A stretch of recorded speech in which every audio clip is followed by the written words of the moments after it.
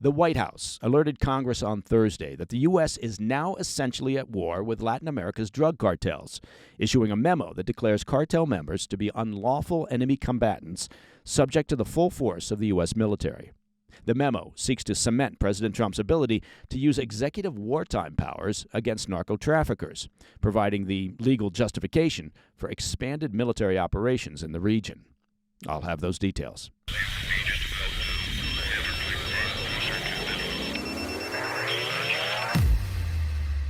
President Donald Trump has made it official. America is formally at war with Latin America's most powerful drug cartels.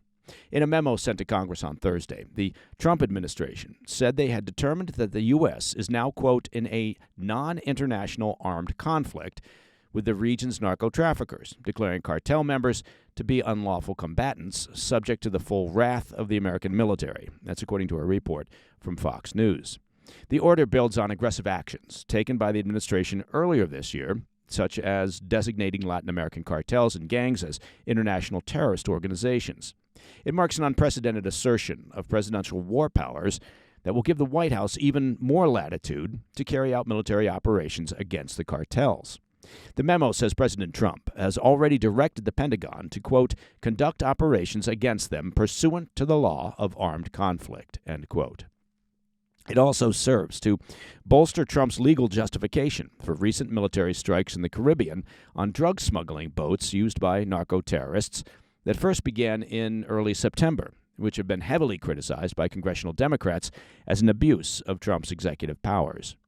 The lengthy memo states, quote, the president directed these actions consistent with his responsibility to protect Americans and U.S. interests abroad. The cartels involved have grown more armed, well-organized, and violent. They have the financial means, sophistication, and paramilitary capabilities needed to operate with impunity. They illegally and directly cause the deaths of tens of thousands of American citizens each year, end quote, constituting what the Trump administration says is an armed attack against the U.S. The memo continues, quote, the U.S. has now reached a critical point where we must use force in self-defense and defense of others against the ongoing attacks by these designated terrorist organizations. Now, as I mentioned, the memo cements President Trump's ability to use executive wartime powers against the cartels. In an armed conflict, the U.S. can lawfully kill those deemed to be enemy fighters, detain combatants indefinitely without trials, and prosecute combatants in military courts. As we've been tracking here on the PDB, the Trump administration has already moved to militarize the waters around Central and South America as a key part of their counter-narcotics strategy, deploying guided missile destroyers, cruisers, submarines, amphibious ships carrying Marines, and surveillance aircraft. The administration has also carried out several lethal strikes against suspected narco-terrorist boats being used to smuggle drugs through the Caribbean. The latest strike came roughly 2 weeks ago in partnership with naval forces from the Dominican Republic. The operation destroyed a smuggling vessel in international waters carrying more than 2,200 pounds of cocaine worth roughly $100 million that was bound for the U.S. That operation resulted in 3 terminated narco-terrorists. That strike followed a similar one carried out unilaterally on a narco vessel by the U.S. on the 15th of September. Importantly, the memo cites the September 15th strike as an example of what we can expect to see moving forward now that the U.S. is officially engaged in a, quote, armed conflict with the cartels. The memo states, quote, the vessel was assessed by the U.S. intelligence community to be affiliated with a designated terrorist organization and, at the time, engaged in trafficking illicit drugs, which could eventually kill Americans. Now, how far the Trump administration will go in their fight against the region's transnational gangs remains unclear, but the memo suggests the White House plans to expand its military intervention south of the border. As we recently discussed, the U.S. has already been waging a covert war of sorts in Mexico against powerful groups like the Sinaloa cartel. The CIA has reportedly been quietly training and directing elite Mexican units tasked with hunting down the country's most dangerous drug lords. President Trump has gone so far as to float the idea of unilateral U.S. military strikes inside Mexico, though Mexican President Claudia Sheinbaum has publicly rejected that or any calls for U.S. boots on the ground. But the Trump administration's primary focus in recent months has been Venezuela. The White House has offered a $50 million reward for information leading to the arrest of Venezuelan dictator Nicolas Maduro, who they accuse of overseeing the country's Cartel of the Suns. The administration says that cartel floods the region with drugs and facilitates the migration of Trinidad gang members directly into the U.S. In theory, the memo could provide the legal justification needed for the Trump administration to bring the fight directly to Venezuela's shores. The major question now is whether Congress will step in to either directly approve or ban expanded military actions in the region. Experts in international law have already questioned the White House's legal rationale. Matthew Waxman, a former national security official in the Bush administration, told the Associated Press that the memo is a, quote, very far stretch of international law and a dangerous one. Getting out ahead of potential legal challenges, however, White House Deputy Press Secretary Anna Kelly said Thursday that Trump is acting, quote, in line with the law of armed conflict to protect our country from those trying to bring deadly poison to our shores, and he is delivering on his promise to take on the cartels and eliminate these national security threats from murdering more Americans, end quote. All right, coming up next, the U.S. military begins drawing down their remaining presence in Iraq under an agreement inked with Baghdad just last year. I'll be right back. Hey, Mike Baker here. This podcast is brought to you in part by Stash. Now, what if you could start investing without ever picking a single stock? It's an intriguing question, right? With Stash, the experts handle the hard part for you. Stash isn't just another investing app. It's a registered investment advisor that combines automated investing with expert guidance, so you don't have to worry about figuring it out on your own. You can choose some personalized investments or let Stash's award-winning smart portfolio do the work for you. With Stash, investing doesn't feel like gambling. It's simple, it's smart, and stress-free, so your money can finally start working as hard as you do. Get access to world-class financial advice with personalized guidance for just $3 per monthly subscription. Stash has already helped millions of Americans reach their financial goals. So don't let your money sit around. Put it to work with Stash. Go to get.stash.com/PDB to see how you can receive $25 towards your first stock purchase and to view important disclosures.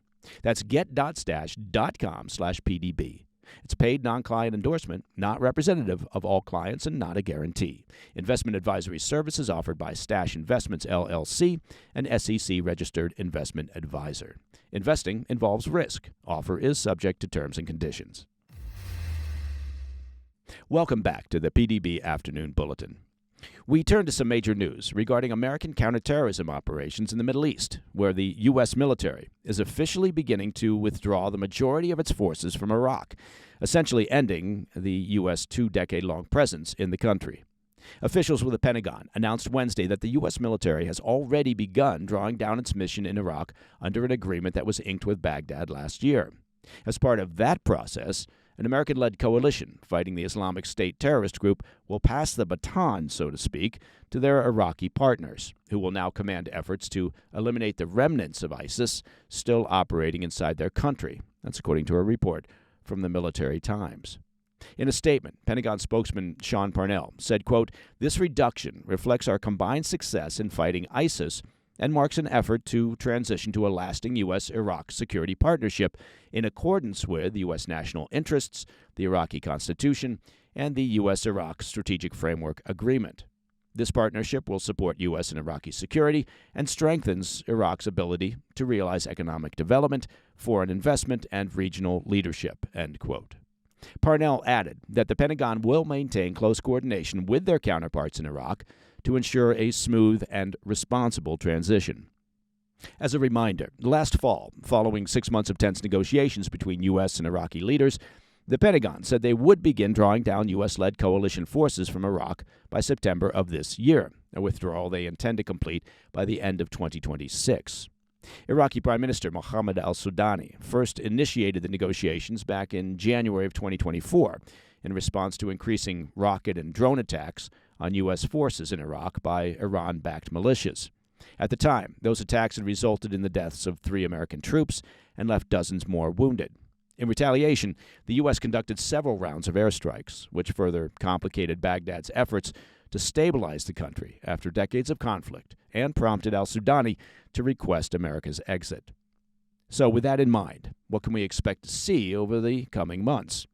Well, the Pentagon is understandably staying tight-lipped on the details, rightly so, declining to disclose the number of troops that have been withdrawn to date or provide a detailed timetable for their full exit.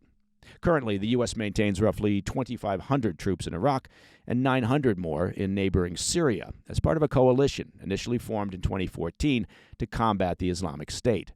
A Pentagon source told Reuters that the focus of the U.S. and its coalition allies will now shift to combating Islamic State remnants in Syria. The source said a final troop number has not yet been determined and that any remaining personnel in Iraq will be moved to the country's northern Kurdistan region to support the mission in Syria. But the bulk of U.S. forces will be departing Iraq, including from bases where troops have been continuously stationed for roughly 2 decades, closing a major chapter in America's war on terror. The anonymous Pentagon source told Reuters, quote, ISIS is no longer posing a sustained threat to the government of Iraq or to the U.S. homeland from Iraqi territory. This is a major achievement that enables us to transition more responsibly to Iraq, leading efforts for security in their own country, end quote. But the Islamic State still poses a major threat in Syria. While President Trump outlined plans earlier this year to draw down forces in Syria as well, military officials told Reuters that will be contingent on whether Syria's new Islamist-led government, which deposed dictator Assad, of course, last December, can establish order and contain the threat from the radical jihadists. As we've been tracking on the PDB, ISIS has been working to exploit Syria's turbulent political transition. In mid-June of this year, an ISIS suicide bomber stormed a Greek Orthodox church service in Damascus, opening fire before detonating his vest and killing at least 25 worshippers. Western intelligence agencies estimate that ISIS currently has up to 3,000 active fighters in the region, including roughly 300 in central Syria, where it's believed to be rebuilding its external operations arm. Another 9,000 fighters and 40,000 ISIS-linked individuals are in limbo in Syrian detention facilities, and that's a situation that remains a major concern for U.S. military leaders. And that, my friends, is the PDB Afternoon Bulletin for Friday, the 3rd of October. Now, if you have any questions or comments, please reach out to me at pdb@thefirsttv.com. And to listen to the show ad-free, you can become a premium member of the President's Daily Brief. It's very easy. Just visit pdbpremium.com. And finally, of course, it's Friday. Well, you knew that. And that means a brand new episode of our weekend show, the PDB Situation Report, hits the airwaves this evening at 10 p.m. on the First TV. And you can also catch it and past episodes on our YouTube channel. Check that out and subscribe if you get the chance at President's Daily Brief and wherever, of course, you get your podcast stuff.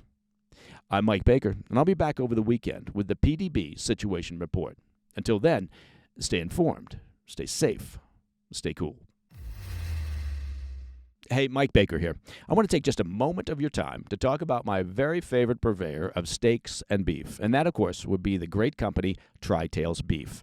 Now, as I'm sure you're aware, it is back-to-school season, and you know what that means, right? The usual chaos around the house, constant shuttling of kids to school and sports events, and, of course, regular disagreements over what's for dinner when parents and kids are all running in different directions. Well, the terrific folks at Cartels Beef, they know that feeling. They're a fifth-generation, family-run Texas ranch that understands that feeding a family during busy times is no small feat. So this month, they're making it easier. When you grab their Feed the Family box, you'll get 2 pounds of premium ground beef for free. That's tacos or burgers or meatballs or chili or whatever the gang demands. It's real beef, pasture-raised, grain-finished, dry-aged, no fillers, no mystery meat, and no microwavable shapes for dinner. So if you're ready to reclaim dinner from the jaws of school year chaos, head over to trybeef.com/PDB. That's trybeef.com/PDB. Because remember, frozen nuggets are not a food group, and your family deserves the best. Hey, thanks for tuning in. If you enjoyed this video, don't forget to hit that like button and leave a comment, a really positive, nice, and kind comment. That would be appreciated. And if you're not already subscribed to our channel, make sure to subscribe and turn on notifications so you don't miss any of our daily updates.